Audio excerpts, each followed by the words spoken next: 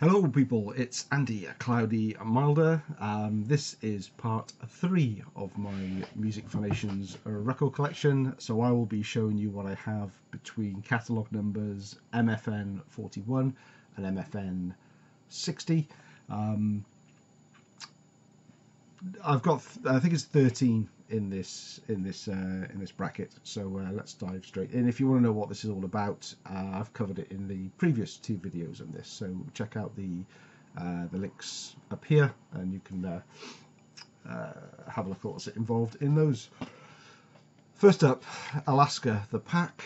This is Music Foundations number 41. This is Bernie Marsden's band. This is from 1985. So this is after he left Whitesnake. It's more than the sort of hard rock, melodic hard rock, bluesy rock style. It's got some pretty good songs on here, but it does let itself down with Billy Paul on the saxophone there. Not a fan of saxophone on hard rock albums at all.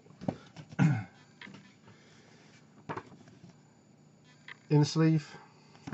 As usual in the series, I'll just show inner sleeves if there's something to show. A lot of Music Foundations came on plain white inners and lyrics, and I'll also really show the label if it's different from the stock Music Foundations label that's on a lot of releases. This one I'll show because there is a custom Alaska license plate for the band name on here rather than the standard font. Don't have Music Foundations number 42. That's The Dungeons Are Calling by Sabotage, but it is one I am looking out for, and they're quite difficult to find these days. Music Foundations number 43 in silver on black this time is The Good, The Bad and The Wasted. Nice embossed silver band name and album title. Wasted are Pete Way on bass, Finn on vocals and Paul Chapman on guitars. No drummer is actually listed on here, but I believe Jerry Shirley plays drums on here, and he was from Fastway, so Pete Way would have known Jerry Shirley from Fastway. There's a cover on here, Around and Around, Chuck Berry cover, and for a cover I really like it. This is a very grown-up sounding record. You kind of, I guess you have to listen to it to find out why. Crazy About the Stuff is probably the longest song on here. Yeah, 5 minutes 25. But that's a really, really good song and very different from anything else on the album. But I always liked Wasted. Was never much of a. I'm coming around slightly on UFO. I have to admit, but I've always liked the stuff that Pete Way did in Wasted. So.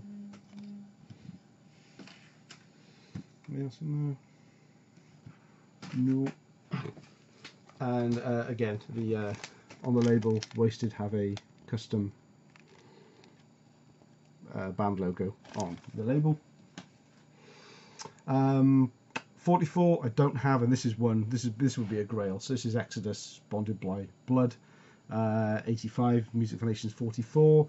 One I am always on the lookout for, but is not really readily available and quite expensive when it is. So we'll move on to number 45. That's Thrasher. Now it doesn't have a name on this album, but if you look in places like Discogs, it's called Burning at the Speed of Sound, which is, I think, is one of the tracks on the album as well. But that's what this album goes by. So this was in 1984. Combat Records financed this project. It's kind of like a supergroup, or not so much a supergroup. There's Carl Kennedy of the Rods. Was kind of the head of the group, and he had lots of different people on here. I've got a list of the members on here who played on it. So Gary Driscoll, Rainbow, Kenny Aronson from HSAS, Billy Sheehan, Talas, and Talas at the time, Gary Bordenaro from the Rods, Danny Spitz from Anthrax, Jack Starr, Virgin Steel, Ken Simmons, Brad Sinsel from TKO, Dan Beeler from Exciter, Rhett Forrester from Riot, Dickie Peterson from Blue Cheer, James Rivera from Hellstar, Vicious Rumours, Agent Steel, that kind of thing. So you can spot a few of them on there. It's it's like an 80s version of, if you're familiar with the Metal Allegiance project, that's Alex Skolnick, Portnoy and Dave Allison, their side project. But this is pretty good. It's not fantastic, but I enjoy it nonetheless. It's a good find. Inner sleeve, and just a list of some of the guys that played on here.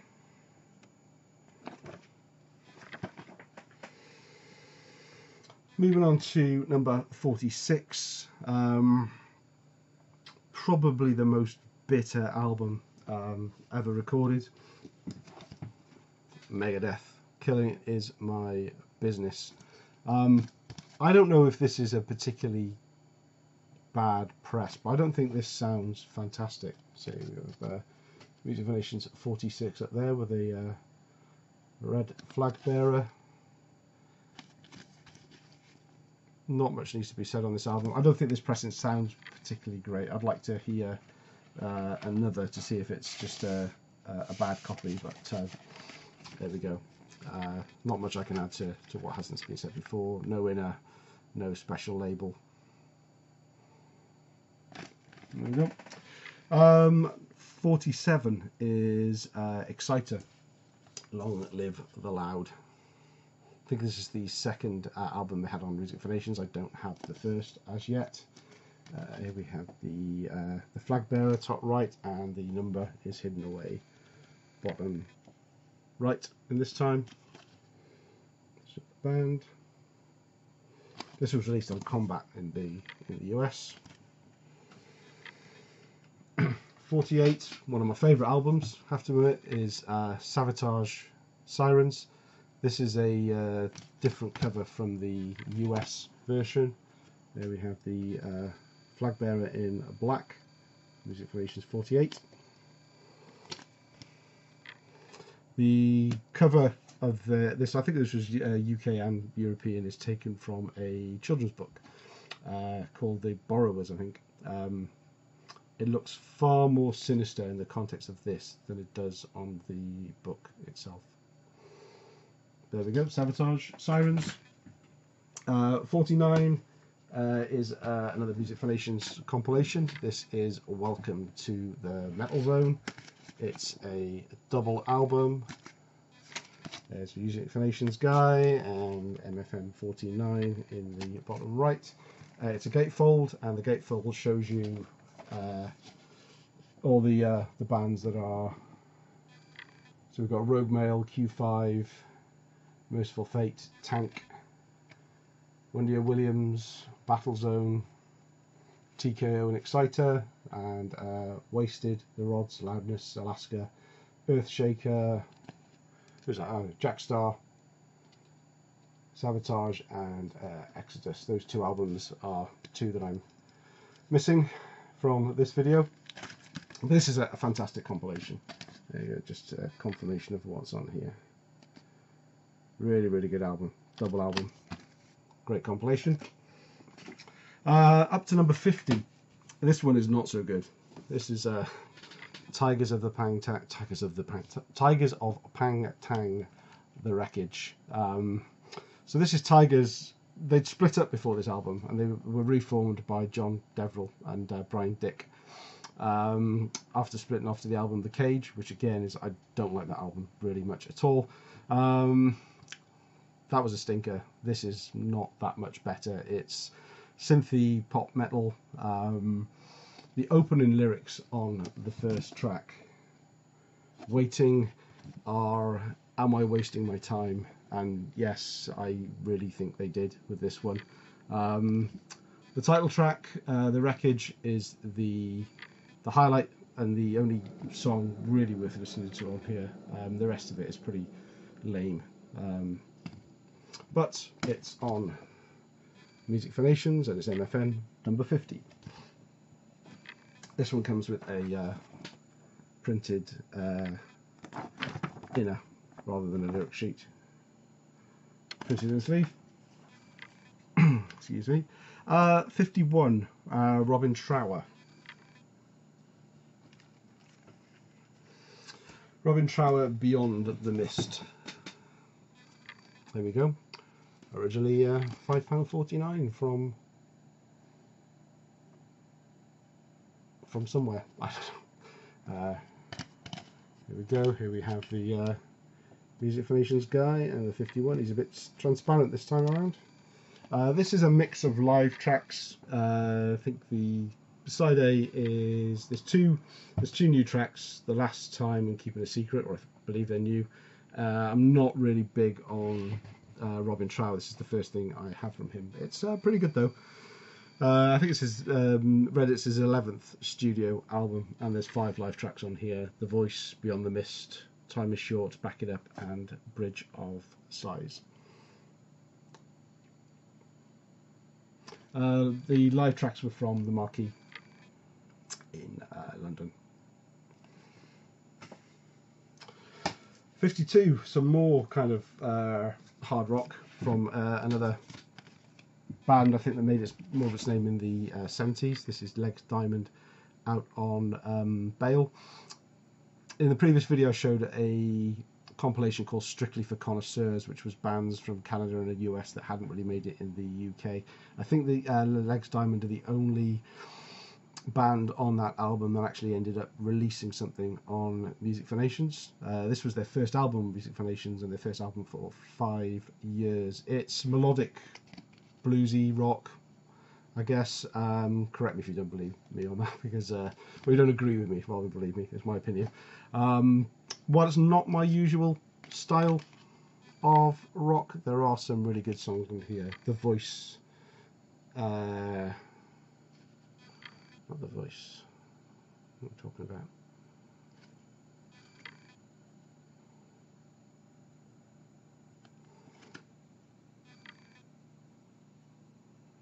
I've written down the wrong track. Anyway, yeah, some good songs on here. And there's the Music for Nations guy, MFN42. Number 53 is by a band called Rio, and the album's called Borderland. It's an AOR album. It's not really on my radar, and it's going to have to be pretty damn cheap for me to pick it up at this stage. 54 is another compilation called Speed Kills. Very best in speed metal. I would love to get that one. It's not one I've got yet. In fact, I think it's the only Music for Nations compilation album I don't own. 55 is Sugar Creek, self-titled album, and I'm not going to bust to get that one. I've heard some of it on YouTube, and doesn't really do it for me. So again, it would have to be cheap just to be a collection filler. 56. Now this was a band that was new to me, and I picked up because it was on my Music for Nations list, and that's Baby Taku, Force Majeure. They were on at least one of the previous comps that I showed, so actually surprised me how much I enjoyed it. It's kind of hard rock, but has more, you know, some sort of hair metal tendencies, and early hair metal, though, sort of the early Motley Crue or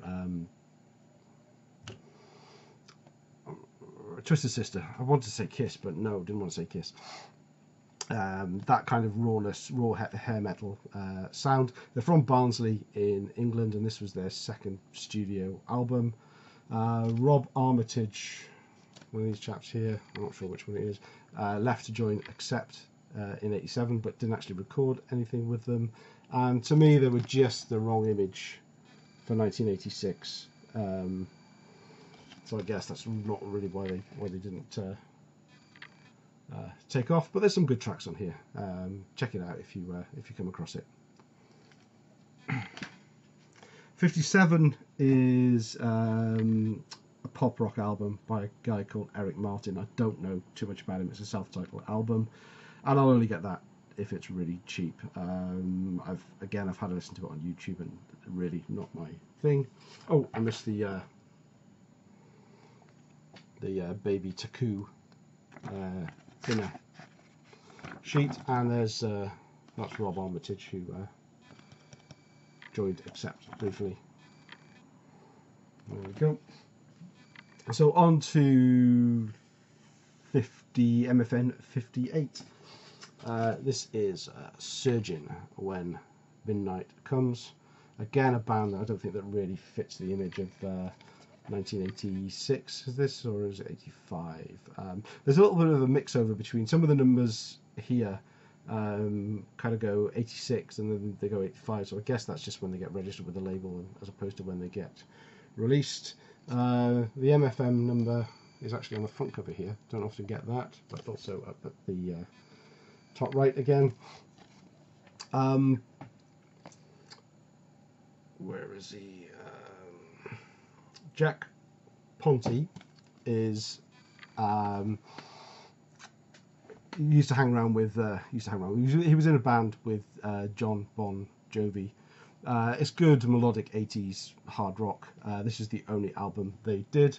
Contains the song "Shot Through the Heart," which he co-wrote with Bon Jovi, and that appeared on Bon Jovi's first album as well, I believe. I prefer this version simply because I've heard it more than the Bon Jovi version, so I'm more familiar with this one. But again, a good hard rock album from the 80s. 59 is another Legs Diamond album, Land of the Gun. Again, I'd pick it up because I quite like the Out and Bail one I showed earlier. And last but definitely not least is Master of Puppets, Music for Nations, number 60. I would guess this is probably the best-selling album they ever had. I mean, Music for Nations had, rather than Metallica, probably the best-selling album Metallica have as well.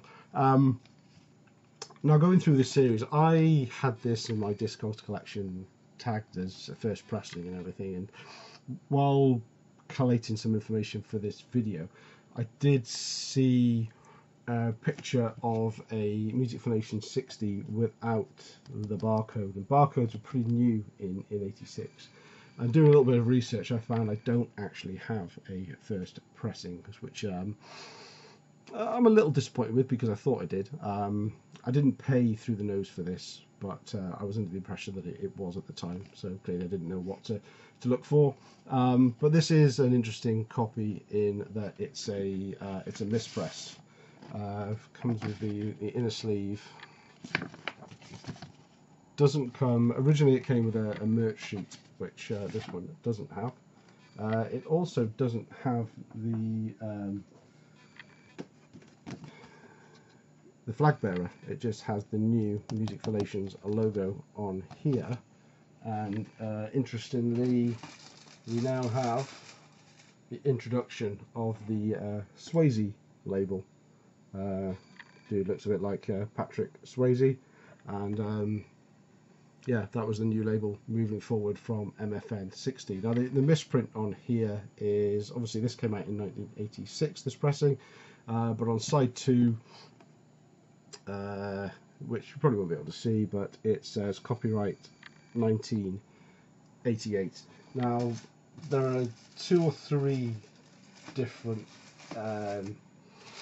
MFN60 Master of Puppets releases from 86. They are all from 86, so it's from the right year, but I kind of now want to get a first press as well, but without the barcode on, so but I'm not going to bust the gut to get it. It's still an album that means a lot to me, having it on vinyl. I didn't have it back in the day, it's what I've picked up in the last few years, but very, very happy to have this one.